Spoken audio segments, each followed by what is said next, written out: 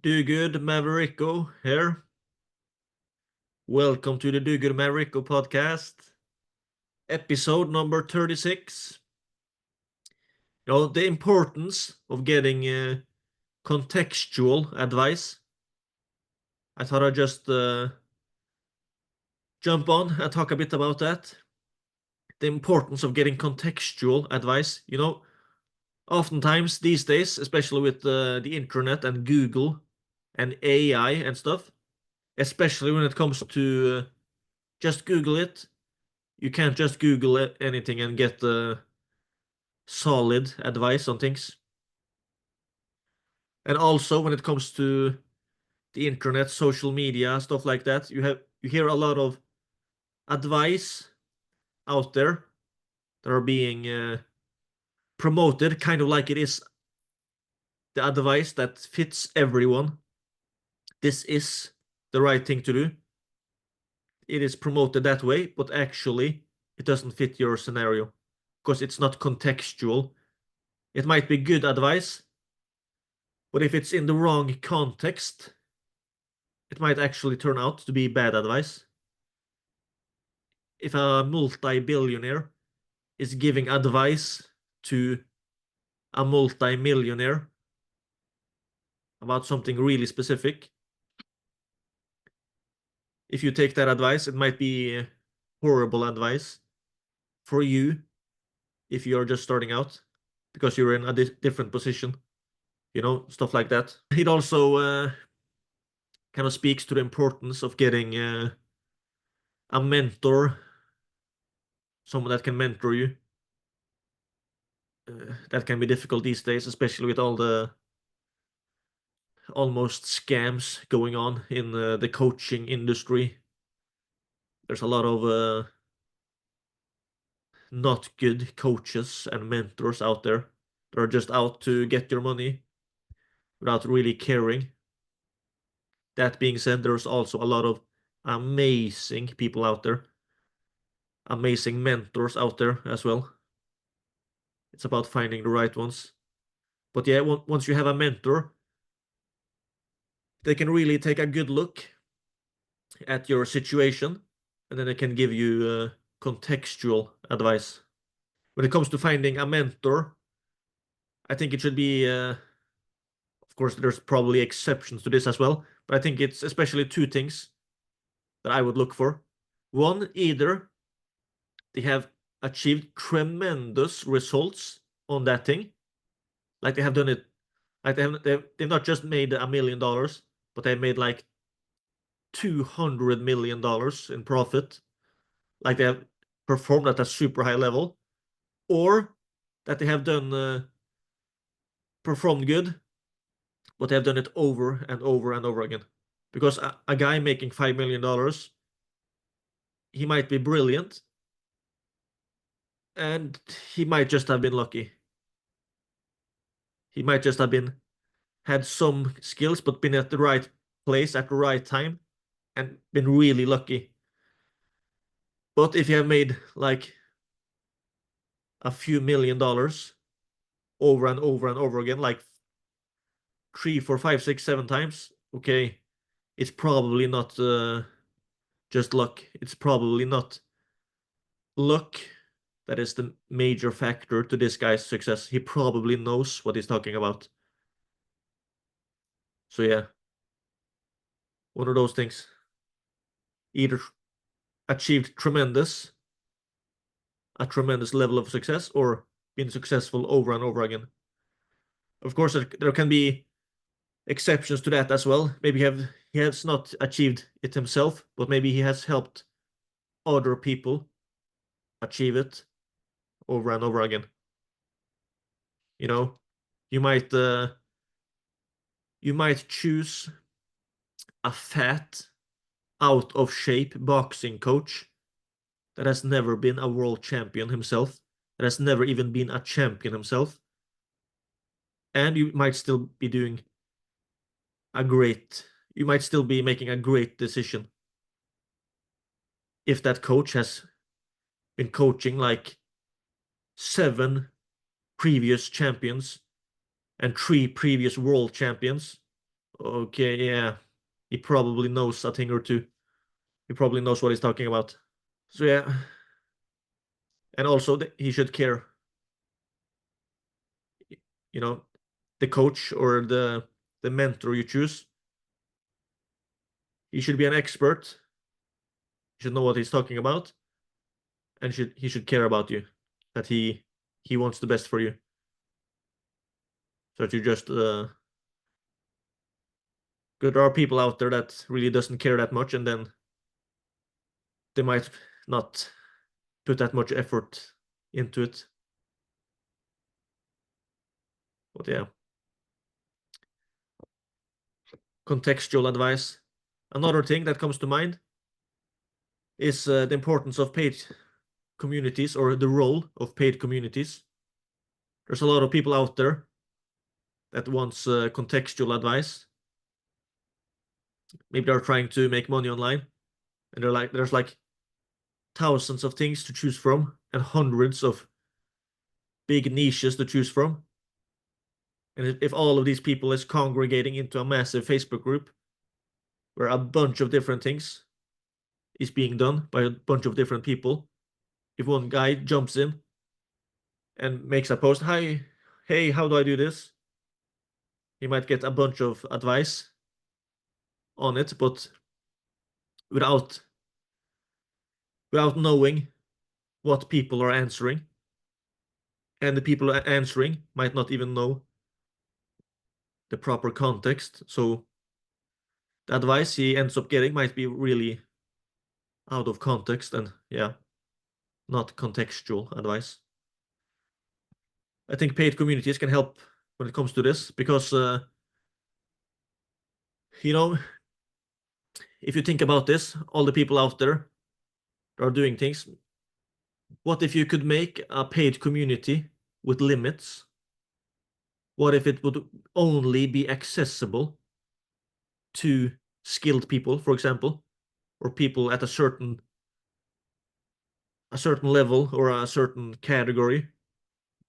For example, what if you made a paid community only for wedding planners making at least $200,000 in revenue per year? Okay, if all of the people inside the community is in that category, okay, yeah, then they can post and ask for things. A lot of them can chime in and give advice, and it's likely to be pretty contextual advice because they're in the pretty much exactly the same category, and also in many of the cases the same situations and scenarios as well. That's just one example, but I guess you get the point. It also speaks to the value of a paid community when done right. It's one thing that is annoying me these days. It's the line, just Google it when people are asking for something. Maybe they have struggled for weeks, and they chime into this. They go into one of the Facebook groups they are a part of, and they ask for something, and you get these nasty comments about just Google it. Did you even Google it? Like they're enraged that someone will ask about it, and they're telling them to just Google it. Uh, like Google is some kind of super lexicon that will list absolutely everything that exists on the internet if you search for it. Absolutely not. It's a search engine.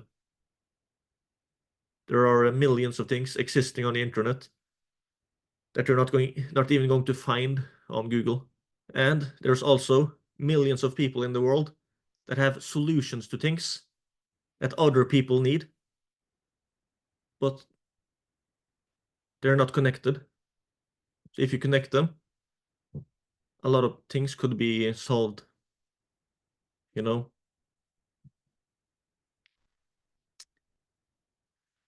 So for getting contextual advice, maybe you should join a paid community. Maybe you could launch a paid community you know.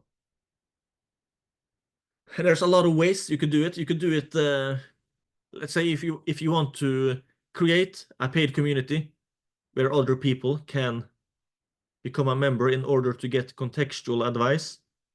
Of course, you can make a paid community like a lot of people are doing with the school platform, where they are making it kind of like a course, and people can join the community and learn all those different things.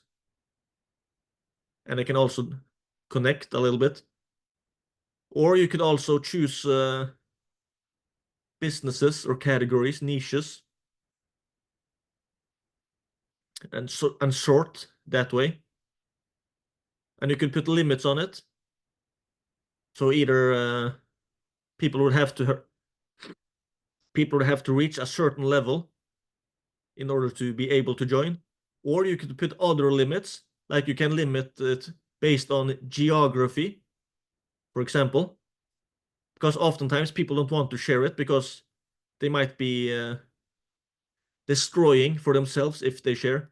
Let's say if you are a lawyer and you're running a law firm in a in a small town in America, if you would join a paid community with a bunch of law firms in that same small town, okay, yeah, there's a lot of things they would not be sharing because they don't want to teach their competition how they do marketing, how they have their sales process, stuff like that. But if you did it in another way, maybe you would decide to launch a paid community only for law firms, and maybe also law firms at a certain revenue level, and maximum one law firm in each town in America, for example. So you only allowed one law firm per town, for example. That way, that way they would not be direct competitors, because maybe they would have, if they were focusing locally in the way they were getting clients, then they could join the same paid community, and they could be sharing even things that might hurt them if there was a direct competitor, but now they can share it without being afraid of it being used against them, like their marketing strategy, their ads, how they do sales, how they do upsells, whatever it might be. So yeah, that's another way you can kind of use this concept of a contextual advice when building a paid community, how you can help people get contextual advice. Contextual advice, you should really think about it yourself when getting advice. But if you kind of expand it out and think about serving others, solving problems, meeting needs and desires in the marketplace, think about it that way, kind of like from a business standpoint, wow, it kind of opens up a lot of opportunities as well. What you're struggling with, there's probably millions of other people struggling with the same thing as well. They say we are living in the information age, but I disagree. I say we are living in the misinformation age and the indoctrination age, because it's not really that easy to find information these days. It is amazing in many ways. You can Google things. Yeah, you can Google things. Many things you can Google, and it's amazing when it works. It is. But at the same time, it's not a fix-all, a cure-all solution with Google. It's not. So other things are needed. And when it comes to getting advice, it's definitely one of them. So people can get good advice from skilled, experienced, successful people. It can also be contextual. Another thing that is really fascinating that you can have in paid communities is kind of the thing that I think it was J. Abraham and Rich Sheffron that made this concept famous. I think it was those. And it was basically what they call hot seats. They were doing it at seminars. I think they were selling hot seat positions. It was basically where they took one person that had some challenges in his business and he got put up on stage in what they called the hot seat. And then they started asking him about his business. And he had some questions, some challenges that he wanted to solve. And then those experts were answering and solving his problems in real time. They were giving the answers that would solve his problems on the stage. But I think also in some cases they were asking the audience as well for things. So yeah. And that concept you can use in your paid community. You can have maybe hot seat Friday. So if people have some specific challenges in, like, say, if you were running a paid community for wedding planners, you could have hot seat Friday. And if someone wanted to be in the hot seat, maybe had some kind of specific challenge that they wanted a lot of input on, they could be placed in the hot seat, maybe on a Zoom live video call, and the other ones could join, and they could be giving advice. Because there's probably different problems the same people have. You know, if there was a bunch of wedding planners and one wedding planner had problems with getting new clients, let's say if it was 200 members, okay, there will probably be like dozens of wedding planners in that community that did not have a problem with getting new clients. Maybe they were getting too many clients. They had to turn people down because they were having too much demand. Their marketing was working so amazingly well that they couldn't even fulfill all the orders. And then those people could kind of chime in and give advice. So even though they were not really an industry expert, so to speak, maybe they were just a successful business owner in the space that can give contextual advice. But of course, you could do other things as well if you're running a paid community. You could also have experts come in, stuff like that. But yeah, when it comes to those hot seat sessions you would run, after that one person had gotten a bunch of answers, maybe from a bunch of different people, then he could write it down, and then another person could step in the hot seat, and a bunch of other people could give advice. And it would probably be the case that not all members would want to be in the hot seat every week because they were probably not having the same pressing problems at the same time. And it's also fascinating when one person is in a hot seat like that, is also oftentimes giving super valuable advice for other people watching as well. And it's kind of a cool effect when you have hot seats because it can sometimes become kind of like people are trying to one up each other. Or business guy, this one business owner gave brilliant advice, and that other one was reminded of something he did himself that's working really well for him, and he steps in and gives advice because they want to look good or they get excited, want to help, stuff like that. So yeah, many ways you can both get contextual advice yourself, but also help other people get contextual advice through a paid community. But yeah, contextual advice in general, paid community or not, it's something worth keeping in mind.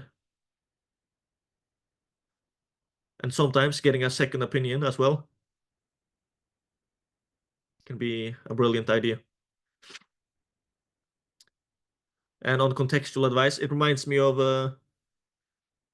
you know, what the Bible says in the Proverbs. Go to war with a multitude of counselors, having a multitude of advisors. What is it in English? My Bible is in Norwegian. It's this verse in the Proverbs where it basically says that without counselors or without advisors, plans fail, but with a multitude of counselors or with a multitude of advisors, there is victory or there is success. Roughly translated from Norwegian. But yeah, a multitude of advisors can really help you in many areas. There's a lot of negative things in the world, especially in the online world and tech world, computer world, stuff like that. A lot of annoying things going on as well. But very often, the solution is people. There's a lot of amazing people in the world. And sometimes just connecting those people can be tremendously valuable. And mastermind groups, clubs, different kind of networks have existed for decades. A lot of the reasons, a lot of the reasons that many rich people are buying things like Ferraris, Rolls Royces, Rolex watches, things like that, is because or Bugattis, supercars, stuff like that. Oftentimes, it is just because of the networks they get access to. Because once they are buying a Rolls Royce, maybe they become a club in a local Rolls Royce club, something like that. And they go to these car meets. And there's a bunch of other Rolls Royce owners. And they can kind of connect and they can expand their network. Maybe they can do some joint ventures, get investors, stuff like that. And if people are willing to buy a supercar, maybe a Bugatti, for several $1 million, just to get access to the network, to the people in the club for those owners, it's evidence that communities, paid communities, networks, masterminds, stuff like that, it can be extremely valuable. When people are paying millions of dollars to join one, that says something. So yeah, although paid communities is trending these days and seems to be kind of new, the concept is pretty old when it comes to some of it. But what's kind of new, I think, when it comes to paid communities is that it makes things possible that were not really that possible before. Before things were done online, maybe there were like hundreds or thousands of niches where clubs like that was not really a thing. Like if there was, let's take an example, like yeah, wedding planners, or let's take veterinarians. Maybe there would be a lot of veterinarians that would like to join a community with other veterinarians. But if it wasn't existing on the internet, they wouldn't really take time out of their day to travel and join one. But if it existed on the internet and it would be super accessible and it was high quality, it might be a thing. I heard about a paid community for nurses, and I got kind of a bit shocked about it. Why? Why does it? I mean, what was the value for the members? Because when it comes to paid communities, one thing that I think should often be the case, one thing you should look for is a recurring problem or a recurring challenge, a recurring need, something like that, something that people need over and over and over again. Maybe maybe you're a business owner, and there will be problems and challenges. So being a part of a community where they can get help to solve those things, okay, now they have a recurring reasons to stay. But when it comes to those nurses, I was thinking about what was the recurring problem. And I guess the thing was the connection, being able to connect and talk to other nurses. It seems to me that that was the reason they were staying. And isn't that a recurring problem or recurring need? Well, it is. People need connection.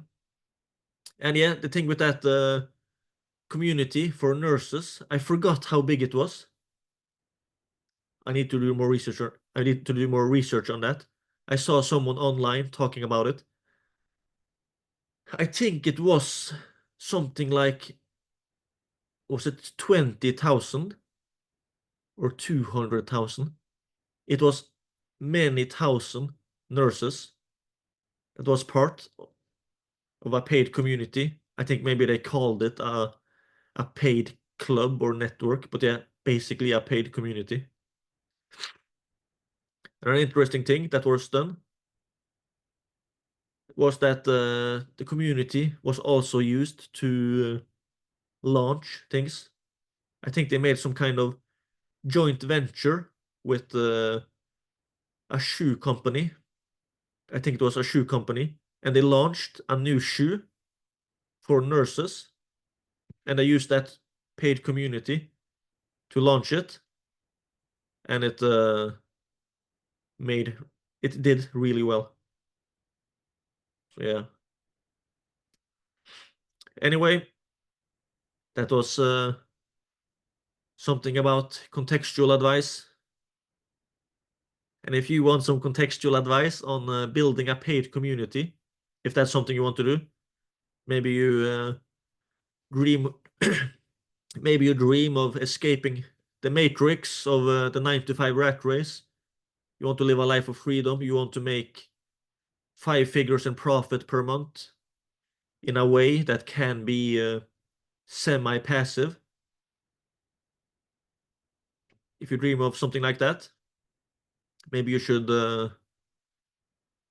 check out several real-life success stories, as well as connect with other people that are also building paid communities. You can check it out at communitycashcows.com. Communitycashcows.com.